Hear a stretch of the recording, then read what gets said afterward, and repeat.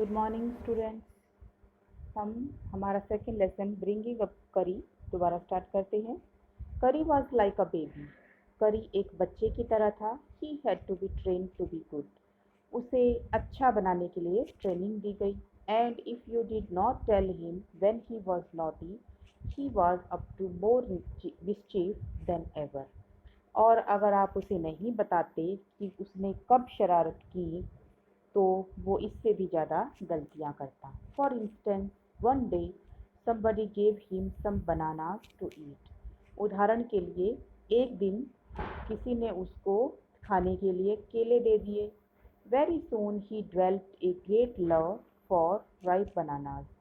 और जल्दी ही उसके अंदर केलों के लिए बहुत प्यार विकसित हो गया।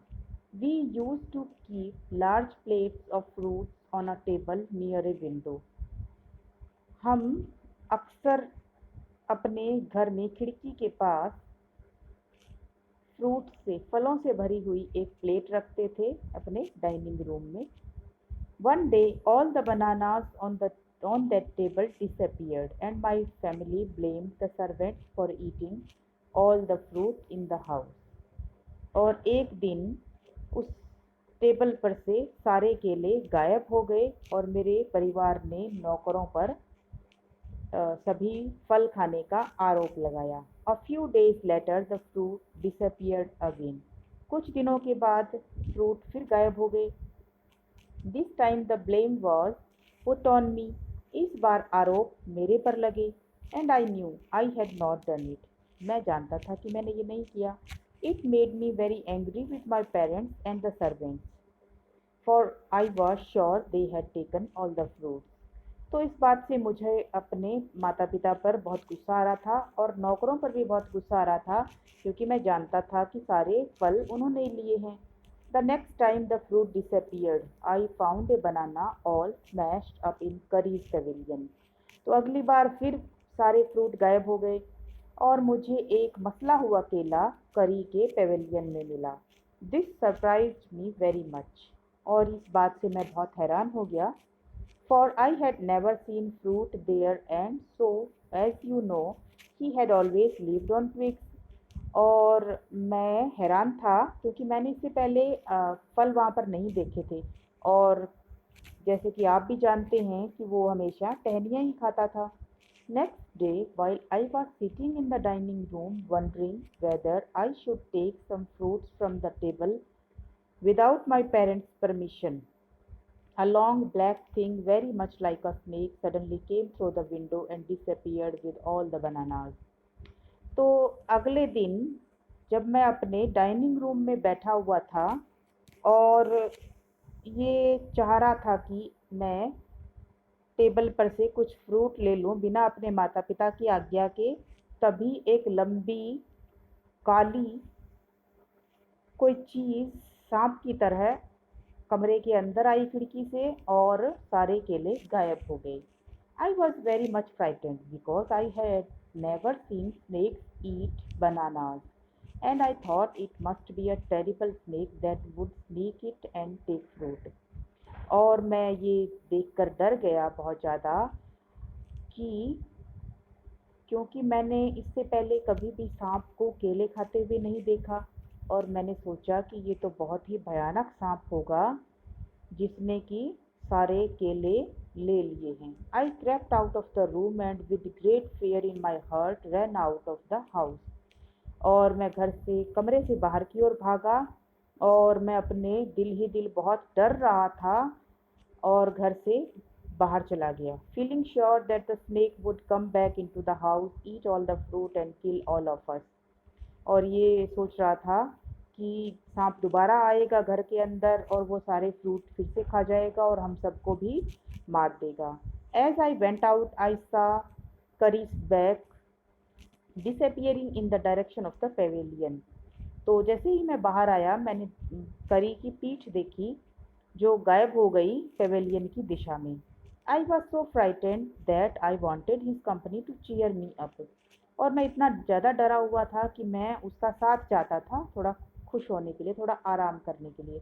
आई ran after him in to the pavilion and found him there eating bananas.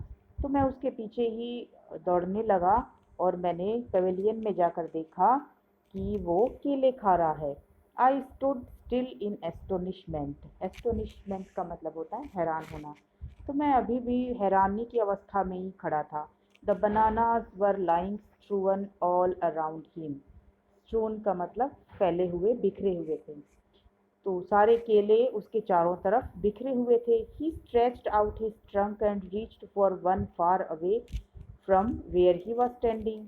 और वो अपनी ट्रंक माने सूंड को लंबी करता और उन केलों को ले लेता जहाँ पर वो दूर खड़ा हुआ था। सूंड को लंबी करके वो केले ले रहा था। That instant the trunk looked like a black snake. और उसी समय मैंने देखा कि उसकी सूंड किसी काले सांप की तरह लग रही थी। एंड आई रियलाइज दैट करी वॉज द थीफ। और मैंने महसूस किया और मैं समझ गया कि करी चोर है। I went to him, pulled him out by the ear and joyously showed my parents that it was curry and not I that had eaten all the fruits these many weeks. और मैं अंदर गया और उसका कान खींच के उसको बाहर लाया और आनंदित होकर अपने माता पिता को दिखाया कि ये करी है जिसने पिछले हफ्तों में सारे फ्रूट खाए हैं। Then I scolded him. फिर मैंने उसको डांटा। स्कोल्ड माने डांटना। For elephants understand words as well as children. और हाथी भी शब्दों को समझते हैं जैसे कि बच्चे। And I said to him. और मैंने उसे कहा, next time I see you stealing fruits you will be whipped. तो मैंने उससे कहा कि अगर अगली बार मैंने तुम्हें फ्रूट चुराते हुए देख लिया तो तुम्हें मार पड़ेगी। विप्ड माने मार पड़ना। He knew that we were all angry with him, even the servants. और वो जान गया कि हम सारे उससे बहुत गुस्सा हैं, यहाँ तक कि नौकर भी। His pride was so injured that he never stole another thing from the dining room. और उसके गर्व को इतनी ज़्यादा चोट लगी कि उसने फिर दोबारा कभी भी डाइनिंग रूम से चोरी नहीं की।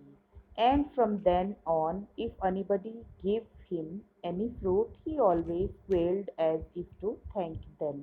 और उसके बाद अगर उसको कोई फ्रूट देता तो वो हमेशा चिंघाड़ कर उसका धन्यवाद करता। An elephant is willing to be punished for having done wrong. एक हाथी को आप सजा दे सकते हैं अगर वो कुछ गलत करे तो। But if you punish him without any reason he will remember it and pay you back in your own coin. और अगर आप उसको बिना किसी गलती के, बिना किसी कारण के सजा देते हैं तो वो इसे हमेशा याद रखता है और आपको इसका जवाब जरूर देता है। ओके, थैंक यू बच्चों।